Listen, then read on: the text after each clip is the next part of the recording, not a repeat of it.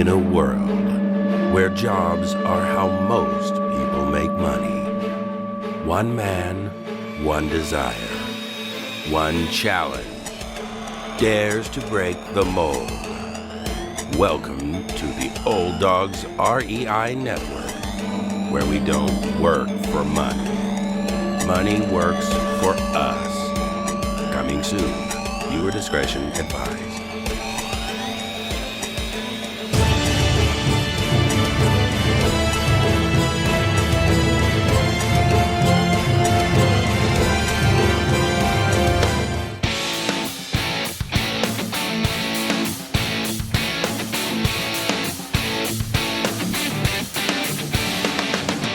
Welcome to the Old Dogs REI Network, where cash flow is king. Real estate investing, the means, so you can enjoy your retirement dreams. This is the show where we cut right to the chase. No sales pitch, no long monologues, just simple how-to real estate investing advice, so you can earn the passive income you need to enjoy your retirement today. And now, your host and chief old dog, Bill Manacero. Welcome to the Old Dogs REI Network. I'm your host, Bill Manacero, and this is the show where 50-plussers and anyone else who wants to join us get solid, no sales pitch real estate investing advice to help generate real cash flow. This podcast airs twice weekly on Mondays and Fridays, and if you aren't already a subscriber, go to iTunes or Apple Podcasts, type in Old Dogs, spelled D-A-W-G-S, find our podcast, and subscribe. Well, we have a fun show for you today. We have a person who is very big and very involved in the, well, it used to be called short-term rental area. And we're talking, Airbnb and VRBO, and but she's in the, so I say the MTR area, more on the medium-term rental, and so we're going to find out what that means, short-term versus medium-term. But I'm talking about Zeona McIntyre, and Zeona has been an Airbnb host since 2012. After 10 years of managing short-term rentals across the globe, she has transitioned to selling real estate to investors looking to house hack or live for free. She is an avid real estate investor owning a double-digit portfolio of short and medium-term rentals. In the fall of 2022, which seems like we are right now, she either has released or will release a book entitled 30-Day Stay, an investor's guide to mastering the medium-term rental, co-authored with Sarah Weaver. She teaches listeners how to achieve financial freedom through real estate on her podcast, Invest2FI, co-hosted with Craig Curelop. She has been featured on Bigger Pockets, Mr. Money Mustache, one of my favorites, NPR, Business Insider, and more than 50 podcasts. Zeona has been to 47 countries. Wow. She spends half the year in Boulder, Colorado, and the other half traveling the world as an international pet sitter. And we got to talk about that one, too.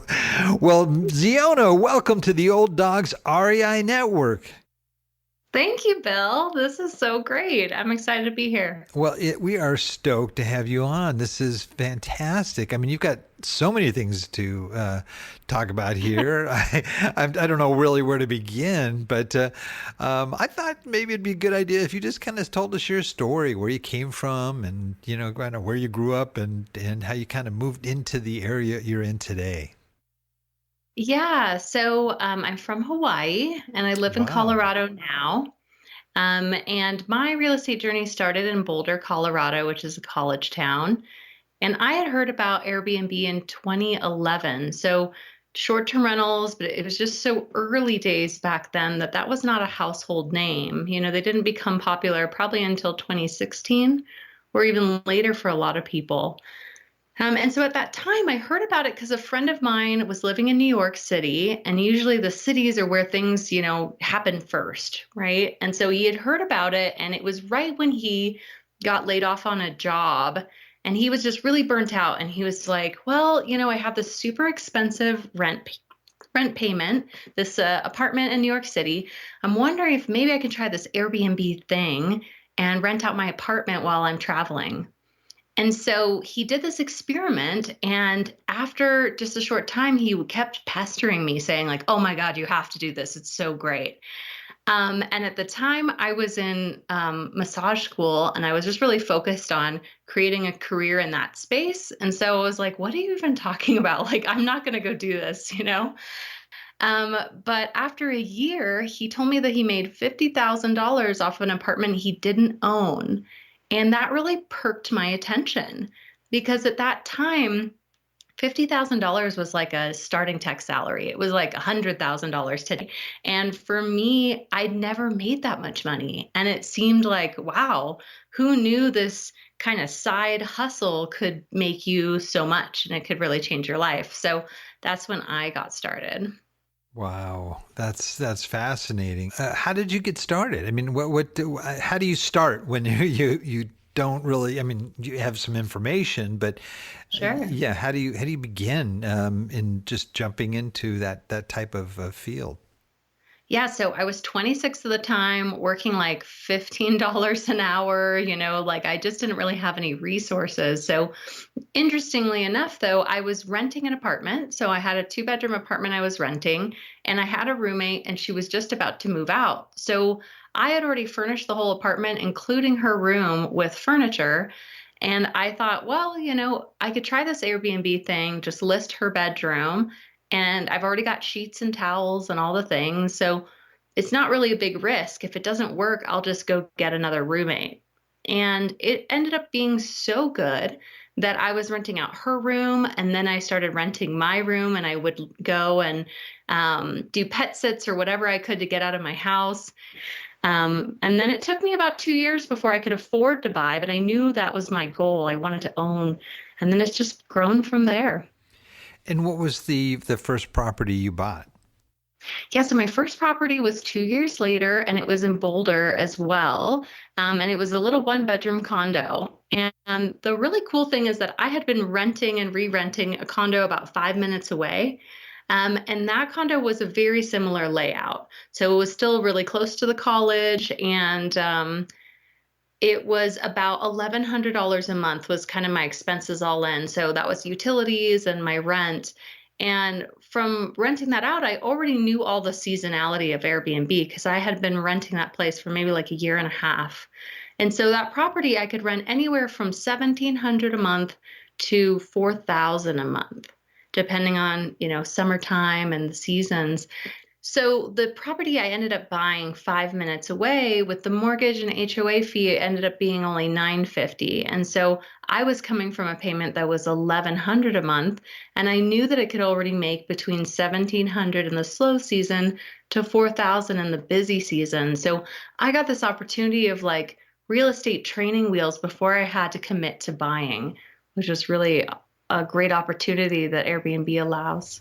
Why don't you explain that? Real estate and training wheels.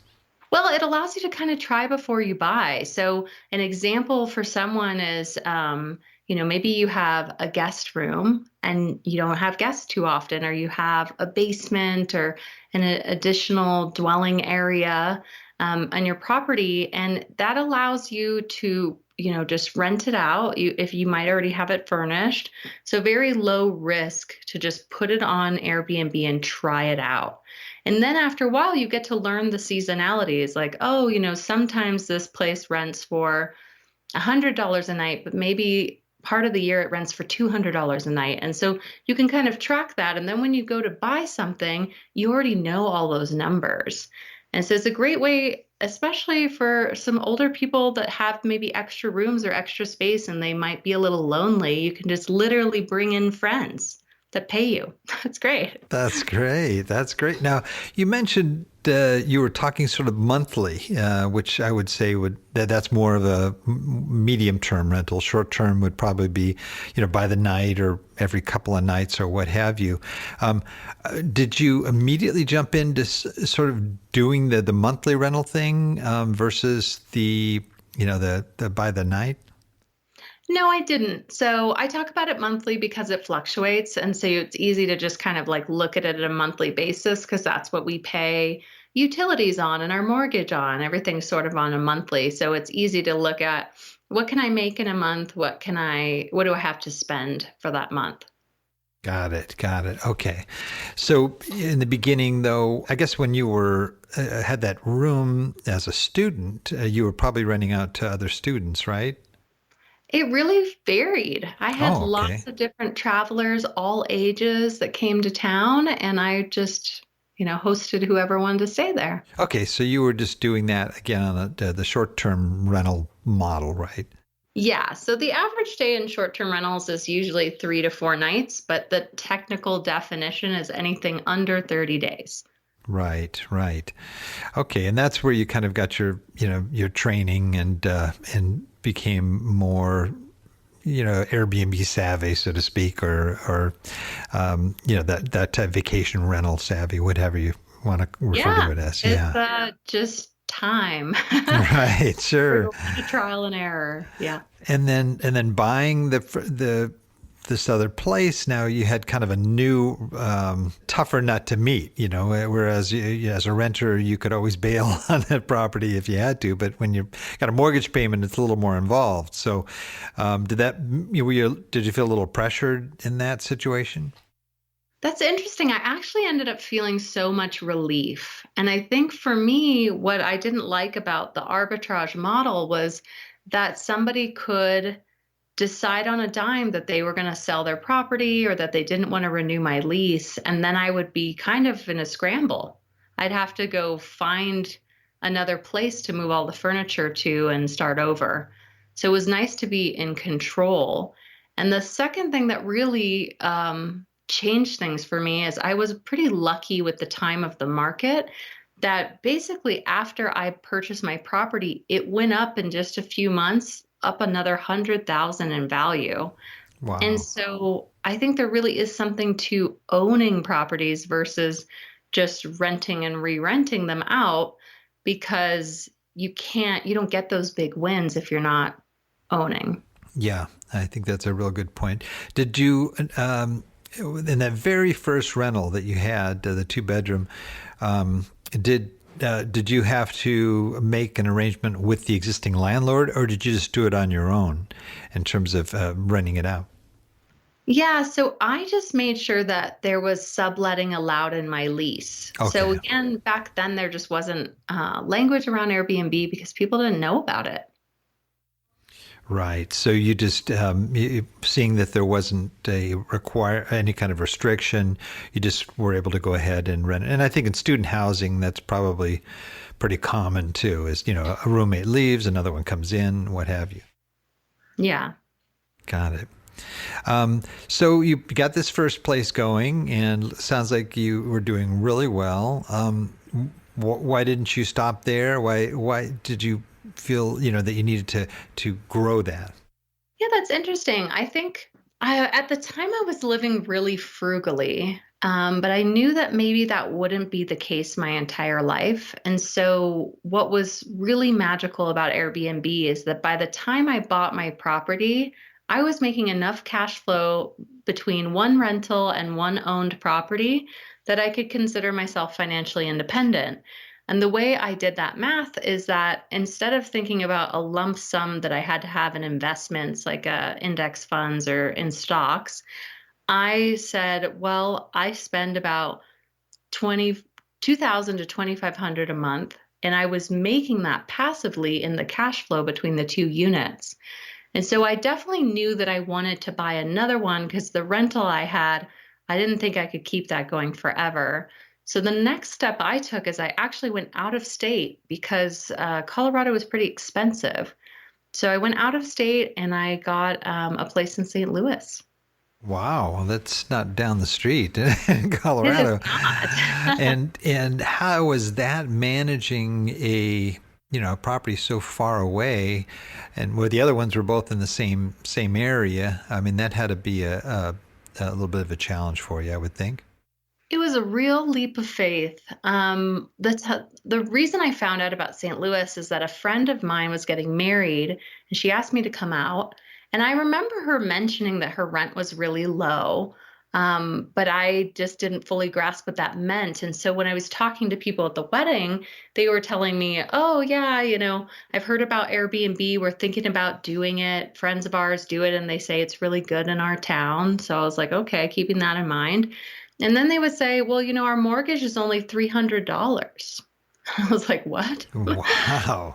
So, here I was paying $1,100 a month for a one-bedroom condo, and these people had a three-bedroom house with like a front and backyard, a garage for $300 a month. And Wow. so I decided then and there that I was going to buy a property, and I was back and exactly a month later, closing on my first property.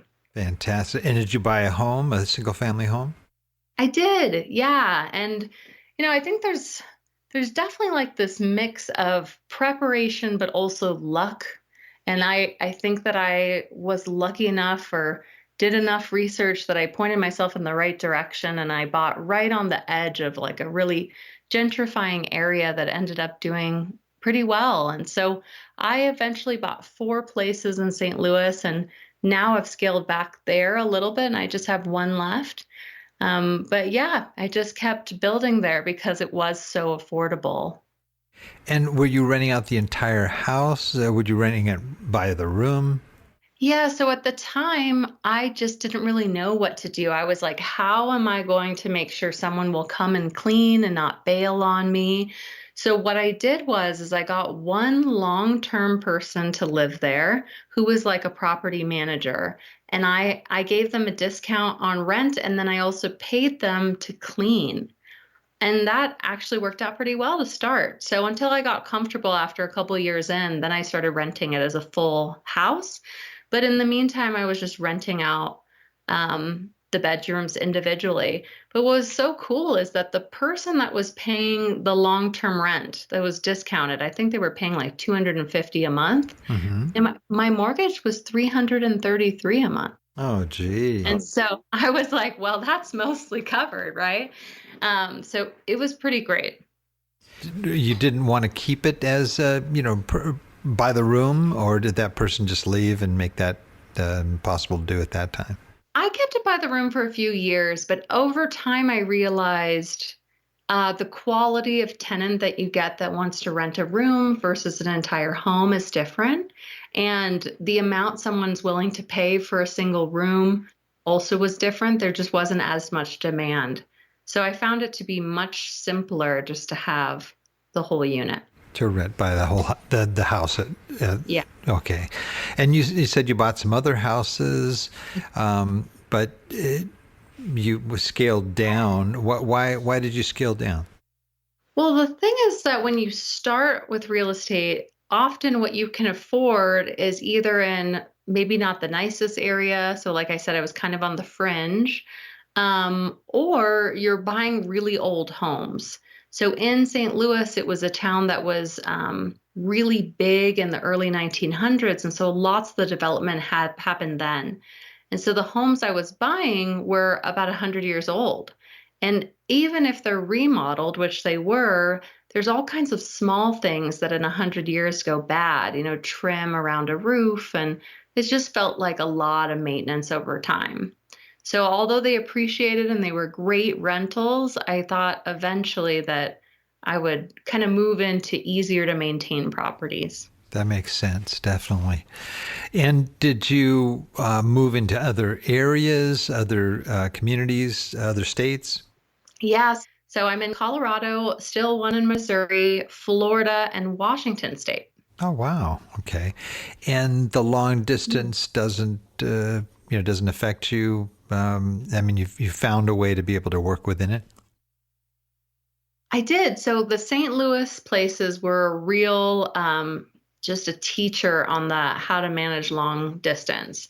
And over time, as Airbnb got popular, also like a lot of softwares and automation came in. And so that really helped me make it easier and easier as time went on. And what I started around maybe 2015 or 2016 is I started managing Airbnbs for other people because I couldn't grow as fast as I wanted to. So I was like taking on other people's properties with $0 in because I just split profits with them and they had to have it all furnished and set up and they owned it. And so that was a great way to go. But I expanded that all over the country and I even did it in 5 countries. Oh my So I got goodness. really good at that, Now, just managing from afar. you had to have quite a crew, I imagine, to do that. That's a lot of activity. It was me. It was just me. Just you? And I well, mean, your I cleaning had team, in right? every market, I had to have a cleaner, at least 1 or 2, and a handyman. And from there, you build anything out based on circumstance. It's like, oh, you've got a plumbing issue, then you go look on Google for the best plumber. But until then, you can really just get by from those 2 basic team members. And my real estate agent was the person who could connect me to some people right off the bat. So that made it really easy. Oh, that's great. Did you have any problem with cleaners ever? Oh yeah, lots of problems with customers. Yeah. But you find your good ones eventually, and then you just treat them like family because you got to keep those. Yeah, when you get the good ones, that's invaluable for any kind of Airbnb. I mean, that's fantastic. Wow. So, okay, so you're doing this, building this up. You're co-managing, or you're growing through in a lot of different creative ways, which is fantastic. But you're also an avid traveler, and so hopping on a plane, from Colorado to St. Louis isn't a huge thing, but if you're in China or you're someplace else, you're not going to have that kind of flexibility wherever you may have been traveling. Did that affect your model at all? I think like one thing that I'd always wanted in my life is to have a like digital nomad or a location independent job. And I thought at the time that those jobs were reserved for tech people, someone who could be doing all their work online or programming or something. And so I never really thought that that would be possible for me. And it wasn't until I had that first Airbnb that I realized, wow, so much of it's just happening virtually. And if I can have a cleaner, I can be anywhere in the world. And so that really opened things up for me. And I think that's true for anybody. So actually in our book, the co-author of the book that I wrote, The 30-Day Stay, she doesn't have a home. She owns 19 units, but she doesn't have a home base. She's a full-time nomadic traveler. When you say she, you're talking about the character in the book, or who is she?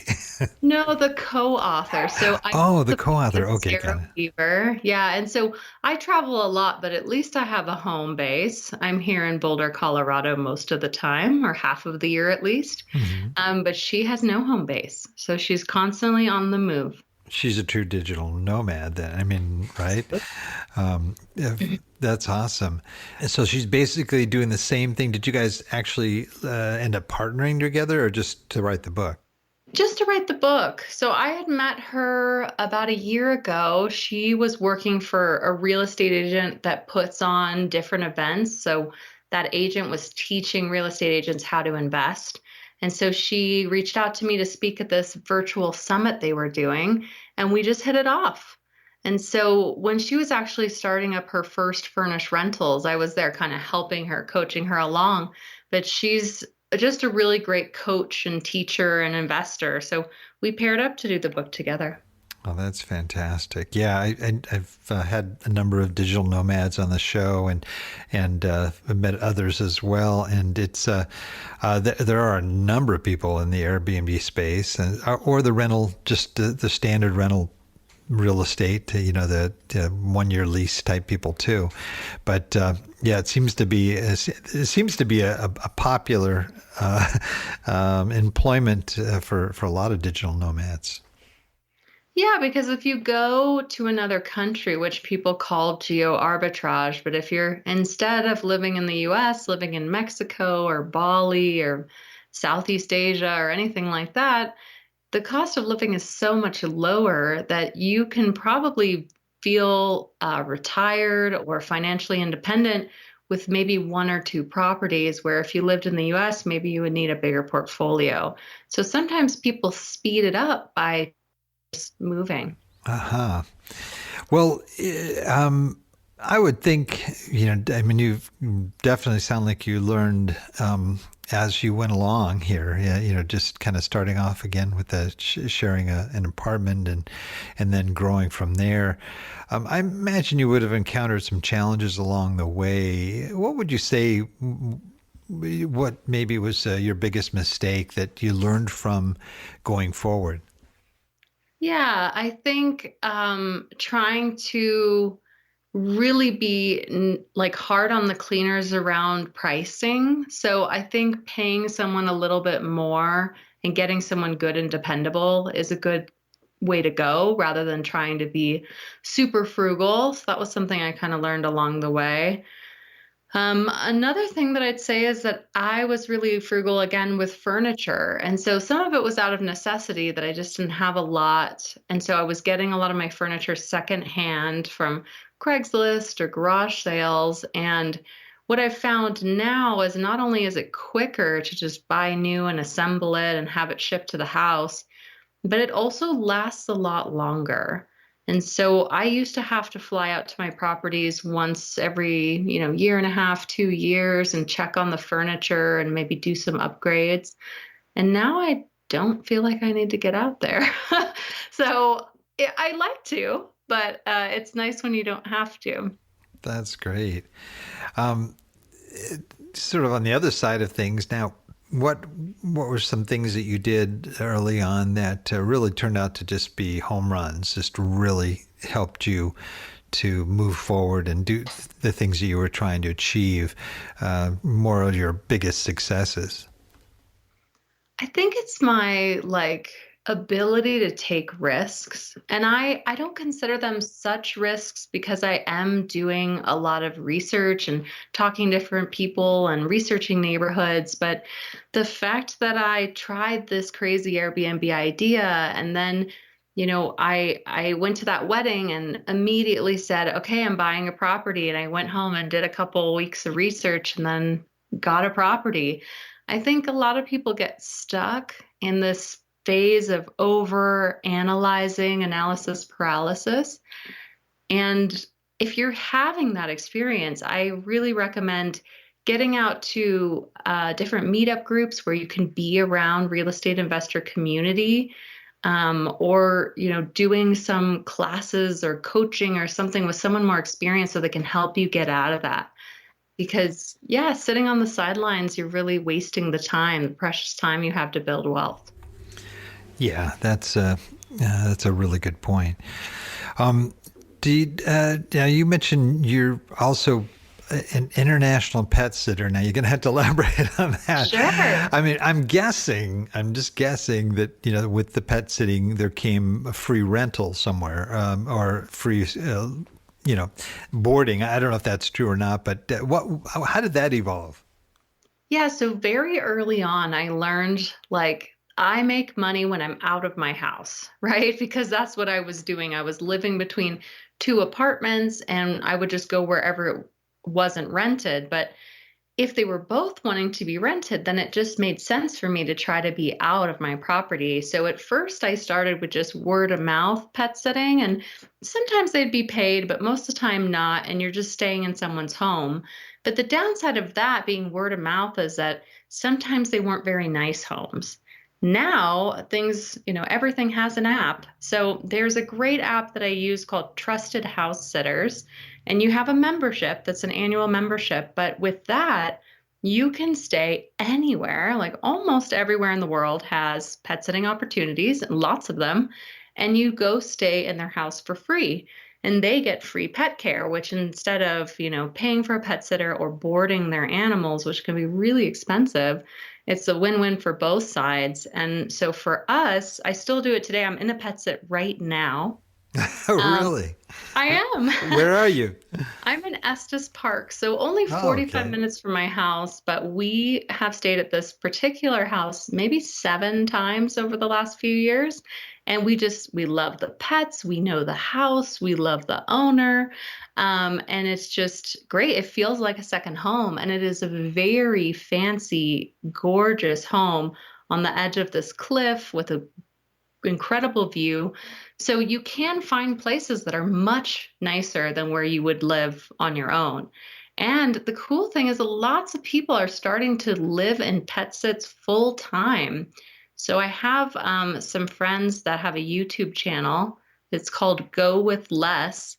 And they're in their 50s and they sold their home 2 years ago and they just pet sit full time. So they don't have a home either. What a kick! That'd be a great couple to have on the on the podcast You here. should. Yeah, that would be That's so fun. that's I great. can connect you.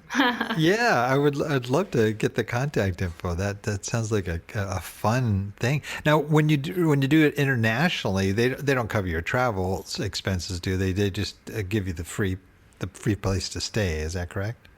That's true. But if you do slow travel with a lot of people do that where it's like you say, okay, cool, let's take a flight to Europe and then let's be in Europe all the way until September or November, right? You just go from sit to sit. So when you're in like one continent, it's not too bad to get around. You know, you could take some trains and small cheap flights. So I think that's kind of the way to go, is trying to do it slow and staying at least in a region at a time. But yeah, it all depends. What a kick! That's a great tip, I think, for people that love to travel, but want to do it frugally as well. That's really Yeah, neat. Now, I've got to zero in though on this medium term rental. Now, sure.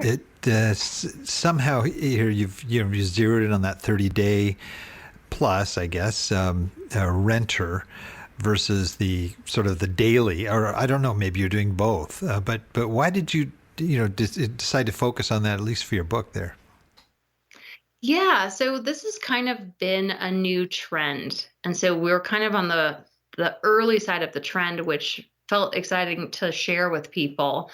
So Airbnb got its start, early 2000s, and it got really popular around 2015. And that was kind of that short-term rental space. And now I really think, especially since COVID, there is a lot more digital nomads. So the workforce in the US that used to be able to work from anywhere before COVID was only about 7%. Now it's over 40%. I think it's 42% of the workforce can work from anywhere. And so that allows people to just pick up and be a little more nomadic. And so there's not enough housing for the demand that's out there of people that they don't want to go and travel by the week, but they would stay for, a month, 3 months, 6 months, and they want a furnished place so they don't have to deal with moving furniture and all of that. Then they can go off to the next adventure. Oh, that's great. Yeah, and there's generally, I mean, in the Airbnb space, it is more economical to rent by the month than it would be by the day or the night, right? Absolutely. Get more discounts. Very, very cool. And our audience are folks that are 50 years of age and older. They're either approaching retirement or already in retirement, and they're looking at ways to be able to one, generate cash flow. If they, maybe what they have set aside, they're kind of concerned, is that going to be enough for the rest of my life? Or maybe they've got a nest egg that they're living off of the funds, and with interest rates down and investing, kind of tough outside of real estate, I would say. But Yeah. they're looking for ways to be able to sort of, either generate that income or grow their nest egg. With what you're doing, how would that help them? What advice would you have for those folks? Yeah, so I really love the medium term rental for cash flow. And the reason is, just like you said, right now prices are still pretty high for homes and the interest rates are really high. And those interest rates make that monthly mortgage payment just a lot higher than what you can command for rent if you're just doing long-term rentals. And so a lot of people are shifting into furnished rentals, doing medium term, because you can now cash flow when you couldn't cash flow before, or you were like negative in your payment. So that gives people a lot more flexibility to build up cash flowing assets for themselves to live off of. And how would you recommend that folks would get started? Well, they can get the book if they like reading. The book is really, we wrote it as like A to Z, super detailed, that someone who didn't know anything about investing could pick up, with the intention that at the end they go get a property. We didn't want it to be too conceptual or high level that someone couldn't quite do anything with it, because that's the problem, is just people don't take action as much as they should. So I would say that's the good thing. If you're feeling like, okay, the book's not enough, I need some support, I do little strategy sessions that are like 15-minute calls. And in a strategy session, I can get you, what's your budget? What's your goal? Where should you invest? So we zone in on a market based on those kind of factors. And then I get you onto a team there that is already vetted and I've worked with before. And so I try to just give people focus. Wow, that's very cool. That's that's great. And do you do a lot of that? I do. Oh, Yeah. that's I very... do, because that's the thing, is that when people are zoomed out and saying, okay, well, I live in California, it's too expensive, where should I invest? All of a sudden they're looking at the entire US. That's really overwhelming. So no wonder nobody's taking action, right? So you really need to focus on one, maybe two markets max, and then, be talking to an agent, looking at properties, learning to analyze those deals and run the numbers. That's great. Great advice. Well, you're still a very young person here. You're definitely not in the old dog category. I know that. And Not yet, but I'm close. no, I doubt it. But Round the corner. but what's sort of your long game here? I mean, you seem like you're having too much fun to probably stop. But are you kind of looking ahead at some goals here that, or just kind of content where you are? What's sort of looking ahead? What excites you about the future? Yeah, I really think there's a lot of potential in this medium-term rental space. I think we're really early days. Even though people have been doing executive rentals since the beginning of time, it's just like Airbnb, where they were doing vacation rentals and people had vacation homes way before, but it exploded. And I think right now we're about to be on the verge of this explosion, and there's a lot of opportunity. So I'm going to continue to slowly grow and pick up more properties. I'm always kind of refining what I own. By now I'm realizing that I'm a little too diversified and I kind of want to be in just one or two markets. So I might slowly sell some off and corral them all in one area. But the other thing, I mean, I wrote a book because it was always a dream. And I was like, can I do this? And now my next dream is I'd love to be on a TV show. So I'm kind of putting it out there and we'll see if it happens, but it just sounds so fun. I want to do fun What a things. kick. Like on the, what's the one where it has all the flippers, the I forget what it. HGTV. Yeah, HGTV. And you could do a whole deal on, medium term. You could be the medium term rental person, Well, So, that could be fun. very cool. Well, while been zipping by time wise here. I probably have a lot more questions than this podcast would tolerate. But no, you've got such great information. I really appreciate it. And we're at a point where we have a segment called "Wrap It Up," where All right. you kind of share with us your resources that have been of value to you, and hopefully our listeners will find value in them as well. And it's kind of like a lightning round type thing, so we kind of go through it, kind of quickly. But if you're ready, we can move into wrapping it up. Let's do it. All right. Favorite real estate book? Yeah, I think for this audience, I really like The House Hacking Strategy. It's a book put out by Bigger Pockets, and it really helps people to realize that you have an opportunity right where you live to be bringing in income by sharing rooms or different parts of your property. So that's a great place for people to start. That's a great recommendation.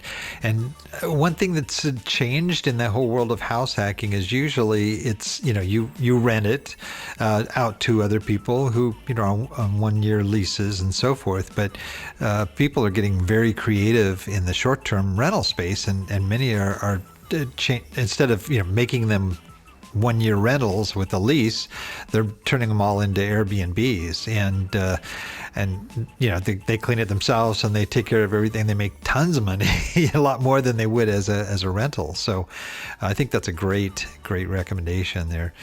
How about a favorite business book, just general business book?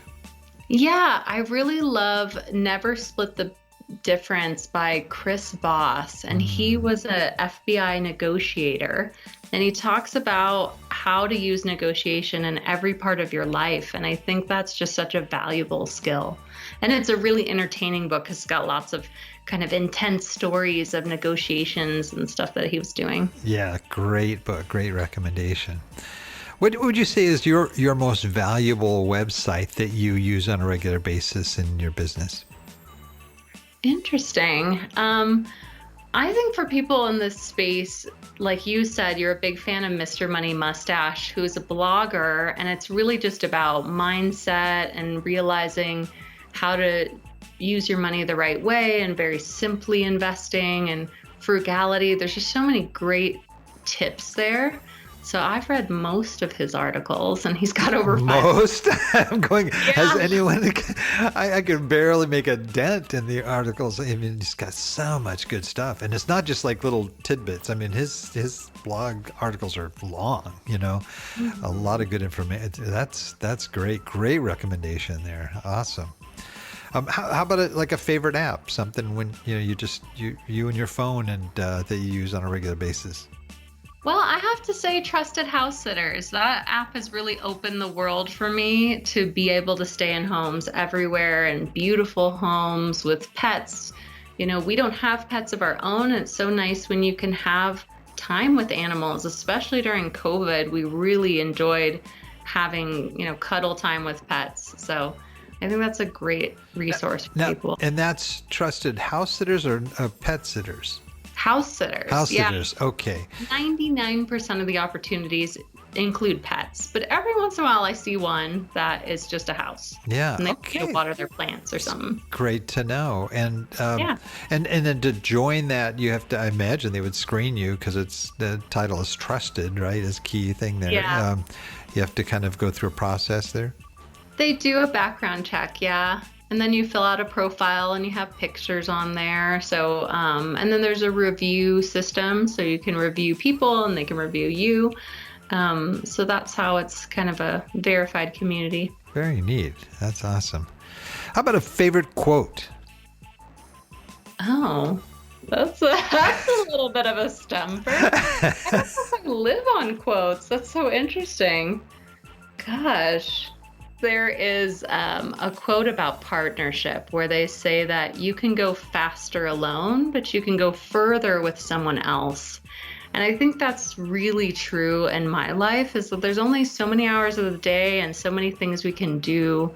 So, maybe if you're sitting on the edge and you have all this money available and you don't know how to invest it right, well, maybe you partner with a younger person or an experienced person, maybe someone in your family that's going to run the whole thing for you and you don't have to be as involved. So there's so many ways to bring in partnership to make your life a little easier. I like that. Really good. And the final question here is, if you lost absolutely everything, all your assets, and you had to start all over, knowing what you already know, and you only have $1,000 in cash, what would you do with that $1,000 to relaunch your real estate business? Wow, that is such a good question.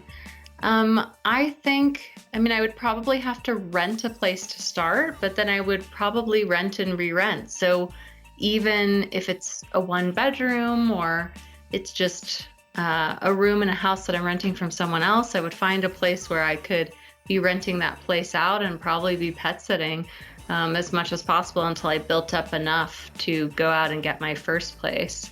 That's great. That's great. I like that. Yeah, just kind of along that lines.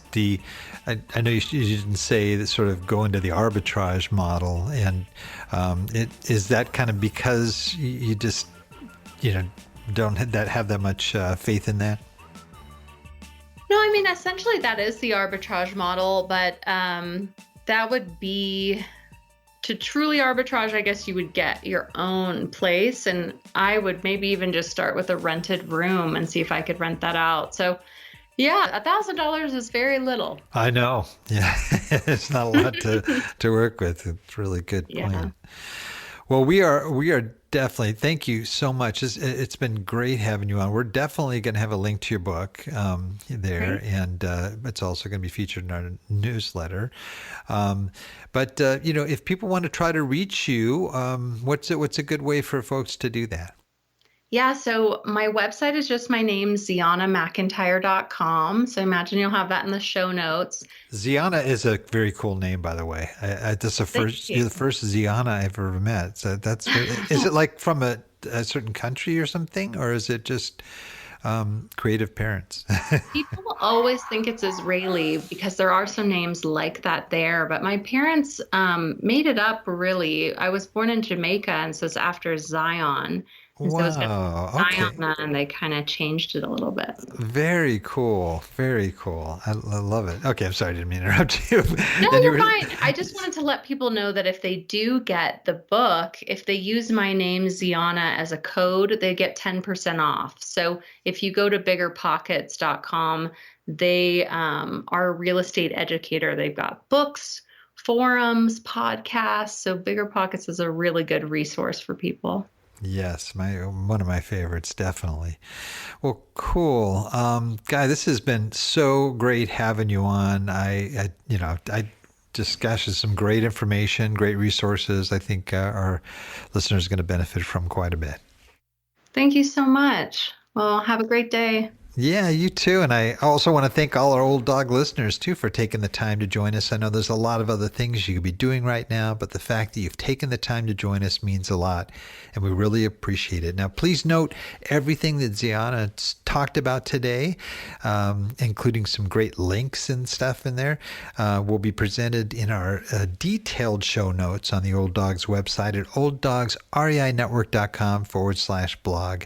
And you're going to look for the episode with Zeona McIntyre. Well, that's it for today. Remember, cash flow is king and real estate investing the means. Until next time, keep moving forward and may God bless. Thank you very much for visiting the Old Dogs REI Network. We would greatly appreciate if you would stop by iTunes and let us know what you think of the show. We would love if you could subscribe to the podcast, give us a 5-star rating, and write a review. The more ratings and reviews we receive, the more visible the podcast will be to others. Thank you.